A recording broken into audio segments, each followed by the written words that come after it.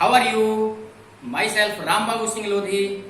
और मैं आज आपके लिए कुछ ऐसा खजाना लेके आया हूं जो आप कुछ नई नई चीजें जो सोच भी नहीं सकते उस प्रकार की चीजें मैं दिखाते हुए आज के इस वीडियो को आपके लिए इतना अट्रैक्टिव और एक खेल की तरह से बनाने वाला हूं।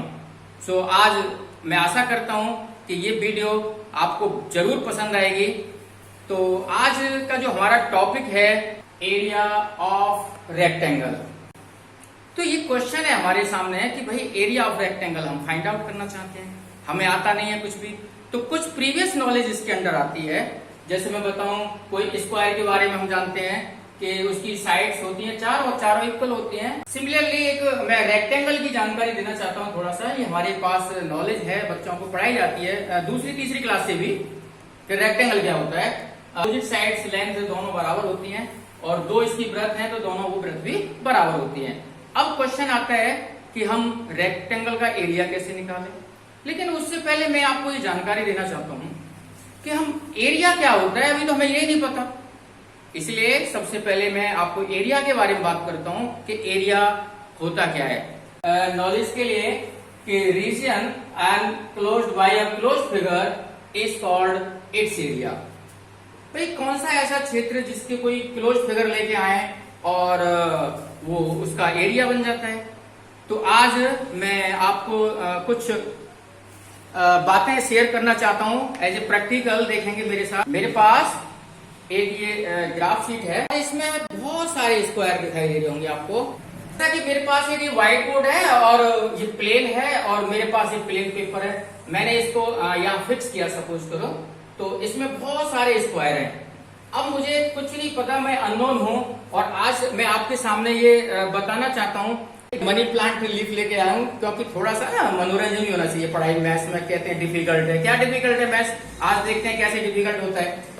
तो ये एक मनी प्लांट की लीफ लेके आया। ये लीफ क्या कर रही है, अगर मैं कहूं तो ये बाउंड्री बना दूं, क्योंकि मेरे पास उतनी एड्स नहीं है मैं जो मल्टीमीडिया के अकॉर्डिंग बहुत अच्छा कुछ दिखाऊं, लेकिन फिर भी कोशिश कर रहा हूं। तो ये लीव ने भी क्या किया है कि हमारा कुछ स्पेस जो रीजन है ना, यानी क्षेत्र को कवर किया है। वैसे क्षेत्रफल कहते हैं एरिया को हिंदी में। तो इस पत्ती ने भी, अब ये पत्ती कितने कंप्लीट स्क्वायर कवर कर रही है हम काउंट कर लेंगे। और कुछ स्क्वायर ऐसे होंगे जो लेस देन हाफ होंगे, उन्हें अवॉइड कर देंगे। और जो मोर देन हाफ, जो स्क्वायर कुछ ऐसे होंगे जो आधे से ज्यादा ये कवर कर रही है, उनको और कंप्लीट स्क्वायर को ऐड कर लें, वो उसका एरिया निकल आएगा। अभी एक और मैं बड़ी लीव लेके आ गया आपके लिए। शायद लग रहा होगा, बहुत अच्छा लग रहा होगा आपको। अब ये एक लीव और मैं लेके आया हूं। अब ये और बड़ी है, तो इसने क्या करना है, ज्यादा जगह घेरनी है, ज्यादा क्षेत्र घेरना है।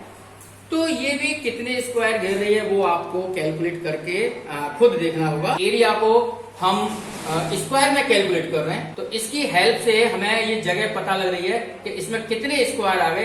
तो आज मैं आपको ये क्लियर करना चाहता हूं कि जो एरिया निकालेंगे किसी का भी तो स्क्वायर में आएगा।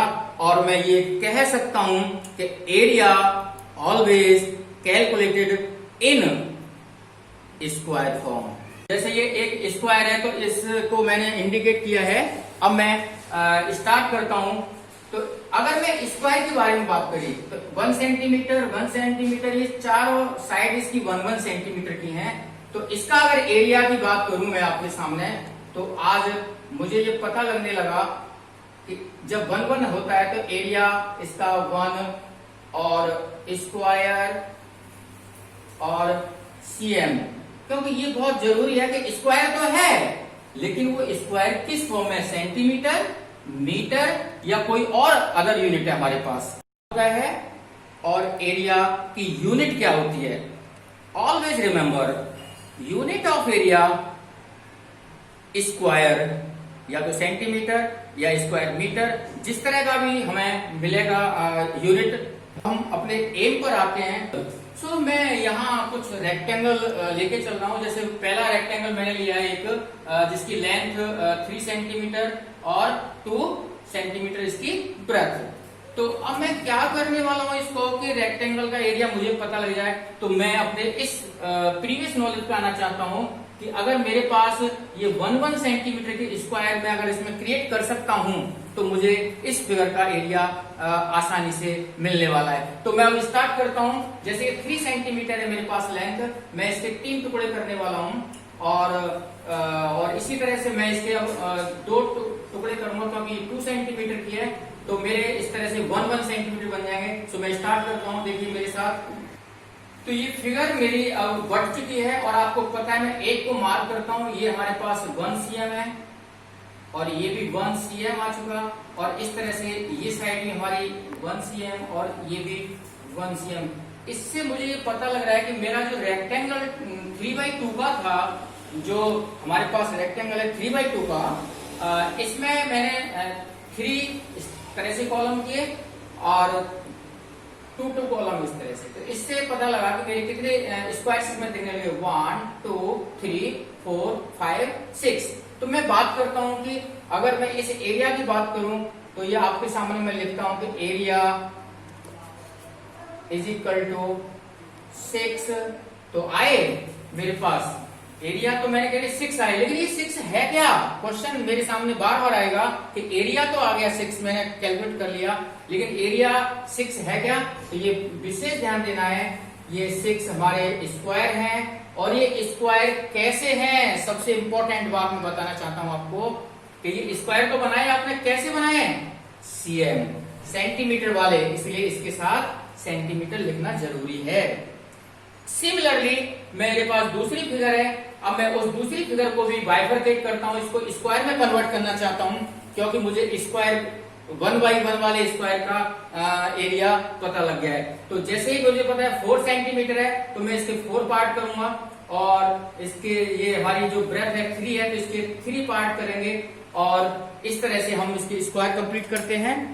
तो स्टूडेंट, ये मेरा जो रेक्टेंगल था ये कन्वर्ट हो चुका है स्क्वायर में और आप देख रहे होंगे कि ये 1, ये भी 1, ये भी 1, ये भी, इस तरह से सारे स्क्वायर 1 सेंटीमीटर स्क्वायर के हैं। तो आपको बड़ा इजीली दिखाई दे रहा होगा कि फर्स्ट रो में देखता हूं तो 1 2 3 4 और मेरे पास 3 रो है, तो मैं इस तरह से कैलकुलेशन कर सकता हूं कि 4 4 8 और 4 12। तो इसका एरिया अगर मैं आपसे कहता हूं तो आप या मैं सभी इसको समझ चुके हैं। क्या आंसर आने वाला है? आप सामने तो होने क्या जवाब दोगे मुझे, मैं ही देना, मुझे जवाब देना पड़ेगा। So area is equal to 12, area is equal to 12, no doubt. But फिर अगेन मैं आपसे बात कर रहा हूं क्योंकि मैंने आपके आज दिमाग में ये वाली बात डालनी है कि एरिया, जब भी वर्ड एरिया दिखाई दे, अभी मैं रेक्टेंगल की बात कर रहा हूं, यहां पर लिखा नहीं है, मैं इसको दोबारा रेक्टेंगल लिखूंगा। तो एरिया जब भी वर्ड दिखाई देता है आपके ब्रेन में जाना चाहिए कि रामबाबू सर ने पढ़ाया था कि एरिया जब भी फाइंड करें, किसी का भी फाइंड करें, तो उसके साथ यूनिट में स्क्वायर लिखना बहुत जरूरी है। तो यहां अभी आपको पता है एरिया ऑफ रेक्टेंगल, तो मैंने खाली एरिया वर्ड लिखा है, लेकिन मैं इसको यहां ये कवर करता हूं, एरिया ऑफ रेक्टेंगल। अभी मैं यहां आपको एक जानकारी देना चाहूंगा कि ये अब जो 2 रेक्टेंगल मैंने लिए थे इनका एरिया बड़ा सिस्टम से आराम से मुझे पता लग चुका है, शायद आपको भी ये समझ में आ गया होगा प्रोसेस। और अब मैं बात करता हूं कि जैसे ये स्क्वायर सेंटीमीटर है, अगर मैं चाहूं तो इसको शॉर्ट में लिख सकता हूं, इस तरह से आप इसको लिख सकते हैं। अगर मैं चाहता तो अगर मेरे पास यूनिट हो 3 मीटर तो मैं 1 मीटर के स्क्वायर बनाता और मेरा आंसर मीटर में आता। सो स्टूडेंट्स, यहां से आपको पता लग गया कि एरिया ऑफ रेक्टेंगल निकालना तो बहुत ही आसान है। सच बात है, बहुत आसान है, लेकिन छोटी फिगरों के लिए। अब एक क्वेश्चन में लिया, एक रेक्टेंगल ऐसा है जिसकी length 40 centimetre and breadth is 30 centimetre. So how can find its area? तो देखिए, अगर मैं बनाना चाहूं इस तरह से, अगर ये 4 मेरे को इतना लिया है और मैं अगर 40 बनाऊंगा तो मुझे अगर 10 टाइम मेरे को ब्लैक बोर्ड चाहिए, सो मेरे पास पॉसिबल नहीं है। इसलिए ऐसे क्वेश्चंस के लिए हम सिर्फ एक रफ डायग्राम की बात कर देते हैं। मैं बोल रहा हूं आप मीटर और इधर दिखा सकते हैं आप 30 सेंटीमीटर। अब इसका एरिया की बात आती है तो हमारे सामने क्वेश्चन आता है, सर इसको तो बनाने में इसके 40 पार्ट करने पड़ेंगे और इसके 30 पार्ट करने पड़ेंगे, तब जाके इसमें स्क्वायर बनेंगे और हमारा तो बहुत टाइम लग जाएगा। बात बिल्कुल फैक्ट है आपकी।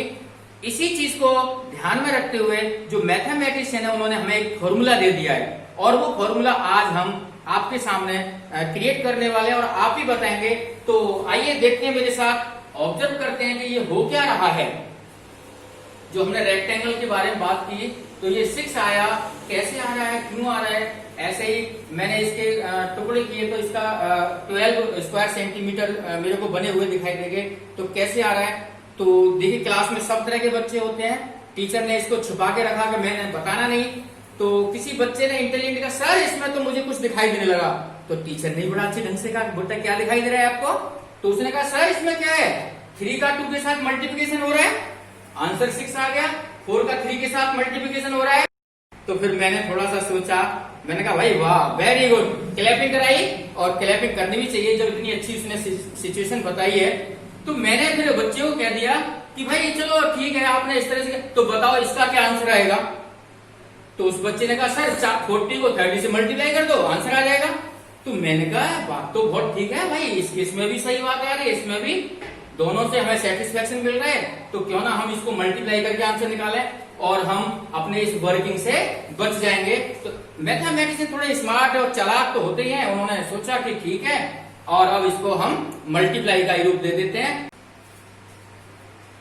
सो स्टूडेंट्स, जैसा कि आप मैं बता रहा था कि मल्टीप्लाई करने से आंसर आ सकता है, तो इसका जैसे मल्टीप्लाई करेंगे हम 40 का 30 के साथ तो 1200 आएंगे और स्क्वायर और सेंटीमीटर। तो हम इस वर्किंग से बच गए कि उसके अंदर 1200 स्क्वायर बनने वाले हैं अगर हम इस तरह से करेंगे तो।